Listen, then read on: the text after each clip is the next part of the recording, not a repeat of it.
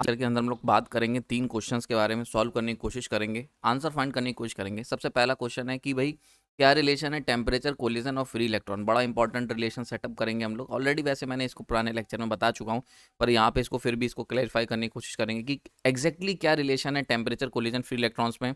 Second question, कैसे ये 3 जो पैरामीटर हैं यानी कि टेम्परेचर, कोलिजन और फ्री इलेक्ट्रॉन, ये डिसाइड करेंगे कि पॉजिटिव होगा टेम्परेचर कोफिशिएंट, नेगेटिव होगा कि न्यूट्रल टीसीआर रहेगा। तो टीसीआर आपका यानी कि temperature coefficient of resistance positive, negative या न्यूट्रल रहेगा। ये तीनों से हम निकालने की कोशिश करेंगे।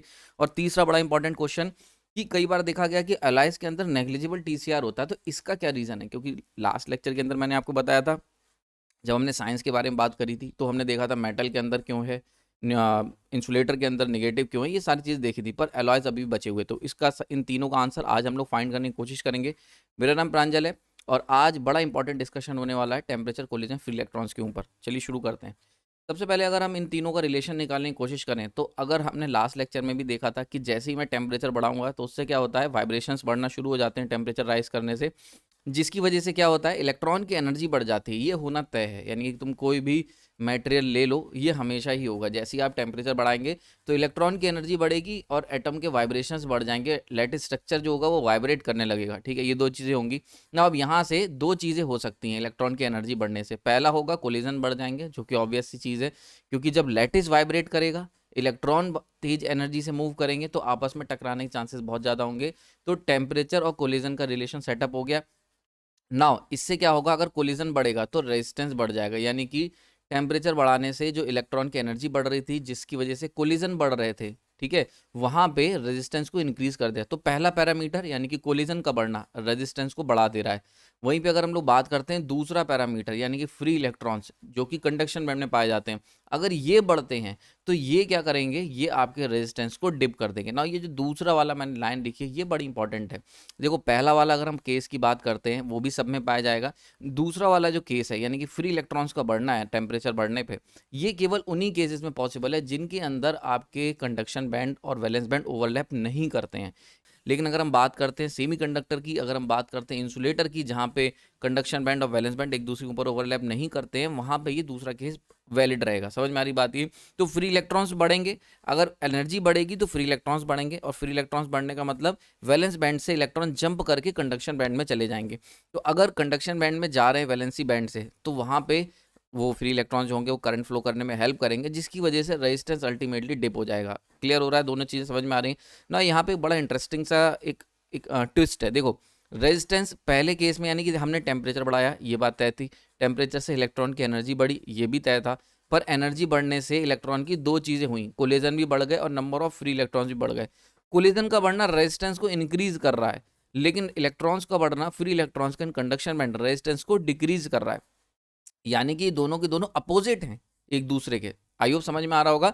तो टेम्परेचर से जो इलेक्ट्रॉन की एनर्जी बढ़ी, जिसकी वजह से ये दोनों चीज़ें हो रही हैं, इन दोनों की वजह से जो इफेक्ट आएगा मटेरियल के ऊपर, वो अपोजिट देखने को मिल रहा है। एक है जिसका इफेक्ट की वजह से कोलिजन बढ़ रहे हैं, जिसकी वजह से रेजिस्टेंस बढ़ रहा है, और दूसरा इफेक्ट जो है फ्री इलेक्ट्रॉन्स का बढ़ना, उसकी वजह से रेजिस्टेंस डिप हो रहा है ना। ये सारे के सारे जो दोनों पैरामीटर हैं, ये डिसाइड करते हैं कि कैसे कोई मटेरियल का टीसीआर पॉजिटिव होगा कि नेगेटिव होगा। आइए वो देखते हैं कैसे। तो फॉर एग्जांपल हमने टेम्परेचर बढ़ाया, अब मेटल के अंदर जाके देखते हैं। तो मेटल के अंदर कोलिजन बढ़ेंगे और increment of free electron negligible होगा, यानी कि जो कोलिजन होगा वो बढ़ने के जो कोलिजन बढ़ने के चांसेस हैं वो बहुत ज़्यादा होते हैं, यानी कोलिजन जो बढ़ता है वो बहुत ज़्यादा बढ़ता है as compare to the increment in free electrons. ठीक है, क्यों? क्योंकि भैया देखो एक सीधी सी बात है, इस बात को समझ लो कि भाई अगर हम बात करते हैं मेटल्स की, तो मेटल्स के अंदर ऑलरेडी आपके वैलेंस बैंड और कंडक्शन बैंड एक दूसरे के ऊपर ओवरलैप कर रहे होते हैं। तो जितने, सॉरी उल्टा बना दिया मैंने, conduction band and valence band एक दूसरे के ऊपर ओवरलैप कर रहे होते हैं इस तरीके से। ठीक है, अब जब ओवरलैप कर रहे होते हैं तो ऑलरेडी जितने भी फ्री इलेक्ट्रॉन्स हो सकते थे वो सबके सब पहले ही हैं।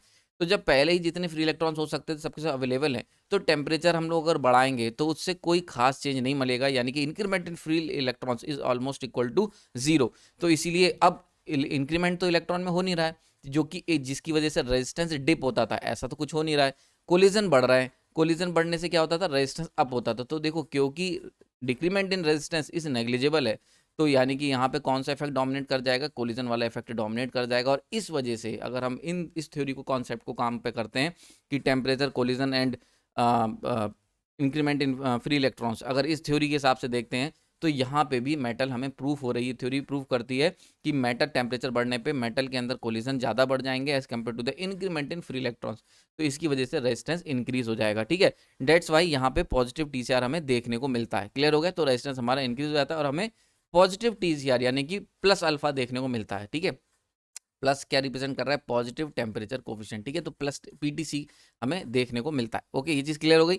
नाउ नेक्स्ट चलते हैं, अगर हम बात करते हैं सेमीकंडक्टर और इंसुलेटर में, ना यहाँ पे भी अगर टेम्परेचर बढ़ा होगा इलेक्ट्रॉन की एनर्जी बढ़ेगी, इलेक्ट्रॉन की एनर्जी बढ़ने से दोनों पैरामीटर आएंगे, यानी कोलिजन भी बढ़ेगा और इंक्रीमेंट इन फ्री इलेक्ट्रॉन्स भी होगा। ठीक है, ये बात समझ में आ गई होगी, मैंने बताया था कि भाई कोलिजन बढ़ना तो स्वाभाविक है। अब इंक्रीमेंट इन फ्री इलेक्ट्रॉन्स क्यों हो रहा है, क्योंकि पहले जो थे हमारे जो इलेक्ट्रॉन्स थे वो यहाँ पे नीचे बनेगा वैलेंसी बैंड, ऊपर है कंडक्शन बैंड। कंडक्शन बैंड के जो इलेक्ट्रॉन्स हैं ये तो पार्टिसिपेट कर सकते हैं, these are what we called free electrons, और यही पार्टिसिपेट करते हैं करंट के फ्लो में, यानी कि अगर कहीं पे करंट फ्लो कर रहा है तो उसमें ये इलेक्ट्रॉन्स जो होंगे फ्री इलेक्ट्रॉन्स ये पार्टिसिपेट करेंगे। लेकिन अगर वैलेंसी बैंड की आउटर शेल के इलेक्ट्रॉन्स की बात कर लें तो ये पार्टिसिपेट नहीं करते हैं। ठीक है, ना अब इनके बीच में एक होता है एनर्जी गैप, होता है एनर्जी गैप।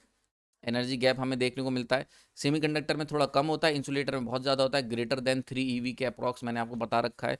इंसुलेटर में काफ़ी ज़्यादा होता है, कहीं पे 5 होता है, किसी में 9 EV तक होता है। ठीक है, तो ये इस तरीके से इनके बीच में होता है, जबकि सेमीकंडक्टर में अप्रॉक्स 1 EV के अप्रॉक्स लेस देन और इक्वल टू इस तरीके से होता है। ठीक है, अलग अलग मेटेरियल का अलग आपको गैप देखने को मिल जाएगा ना। ये जो गैप है इसको फुलफिल करने के लिए अगर हम चाहते हैं कि यहाँ के इलेक्ट्रॉन जो वैलेंस बैंड में हैं पर पार्टिसिपेट नहीं कर रहे उन्हें फ्री कर दिया जाए, यानी कि उन्हें निकाल दिया जाए वैलेंस बैंड से, तो इसके लिए एनर्जी लगेगी, इसके लिए हमें लगेगी एनर्जी।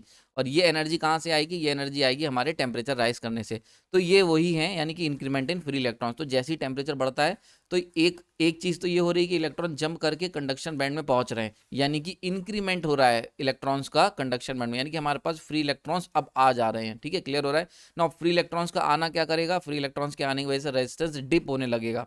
वहीं पे क्योंकि एनर्जी बढ़ रही इलेक्ट्रॉन्स की तो लेटिस वाइब्रेशन भी बढ़ेगा, तो उसकी वजह से आपस में कोलिजन भी होगा, तो कोलिजन भी इंक्रीज हो रहा है। ठीक है, लेकिन खास बात क्या देखी जाती है सेमीकंडक्टर और इंसुलेटर्स के अंदर, कि इनके अंदर जो कोलिजन जो होते हैं वो कम इंक्रीमेंट होता है as compare to the increment in free electron. समझ में आ रही है, तो नंबर ऑफ फ्री इलेक्ट्रॉन्स यानी कि कंडक्शन बैंड से वैलेंस बैंड से कंडक्शन बैंड में पहुंचने वाले जो इलेक्ट्रॉन्स हैं उनकी संख्या ज़्यादा है, उनकी वजह से इंक्रीमेंट जो हो रहा है, यानी कंडक्शन बैंड के अंदर जो इलेक्ट्रॉन्स हैं वो जो बढ़ रहे हैं, उनकी वजह से जो रेजिस्टेंस का डिप हो रहा है वो ज़्यादा हो रहा है कंपेयर टू द रेजिस्टेंस का राइज। तो क्योंकि रेजिस्टेंस का डिप ज़्यादा हो रहा है तो इसकी वजह से हम कह सकते हैं यहाँ पे क्या होगा, रेजिस्टेंस ओवरऑल रेजिस्टेंस डिक्रीज हो जाता है टेम्परेचर बढ़ने पे, और हम कह सकते हैं this is what we called negative temperature coefficient of resistance, यानी कि इसको हम क्या कहेंगे, इस तरीके के मेटल को इसको NTC नाम दिया जाता है, नेगेटिव टेम्परेचर कोफिशिएंट। क्लियर हो रहा है यहाँ पे।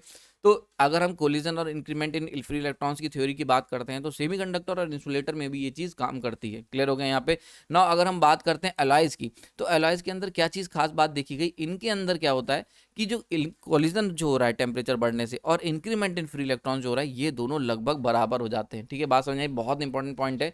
एलॉयज के अंदर जो तुमने टेम्परेचर बढ़ाया उससे इलेक्ट्रॉन की जो एनर्जी बढ़ी, तो इलेक्ट्रॉन जो जंप कर रहे हैं वैलेंस बैंड से कंडक्शन बैंड में, जो जंप कर रहे हैं इलेक्ट्रॉन्स, ठीक है, यानी कि जो इनके अंदर इंक्रीमेंट हो रहा है, यानी कंडक्शन बैंड में जो फ्री इलेक्ट्रॉन्स का जो इंक्रीमेंट हो रहा है वो, और जो कोलिजन हो रहा है इलेक्ट्रॉन्स का आपस में जो इलेक्ट्रॉन्स कोलाइड कर रहे हैं वो, ठीक है, यानी कोलिजन जो हो रहा है ये लगभग लगभग बराबर हो जाता है, एक बैलेंस में एग्जिस्ट करता है, या बहुत ही ऑलमोस्ट इक्वल्ड होते हैं। ठीक है, बात समझ में आ रही है, तो लगभग लगभग बैलेंस होता है। तो इसकी वजह से इलेक्ट्रॉन, अब देखो इंक्रीमेंट इन फ्री इलेक्ट्रॉन ये क्या करेगा, रेजिस्टेंस को डिप करेगा, कोलिजन क्या करेगा, रेजिस्टेंस को राइज करेगा। अगर ये दोनों बराबर हो गए तो रेजिस्टेंस ऐसा का ऐसा ही रह जाएगा। समझ में आ रही बात ये, तो इसी वजह से इसके अंदर रेजिस्टेंस क्या होता है, न्यूट्रल रह जाता है, ना बढ़ता है ना कम होता है। क्लियर हो गया। और इनको इनमें जो अल्फा होता है वो ऑलमोस्ट इक्वल टू 0 पाया जाता है, यानी कि बहुत ही कम पाया जाता है एलॉयज के अंदर। तो इसीलिए हम कह देते हैं इनका जो टेम्परेचर कोफिशिएंट है वो नेग्लिजिबल है।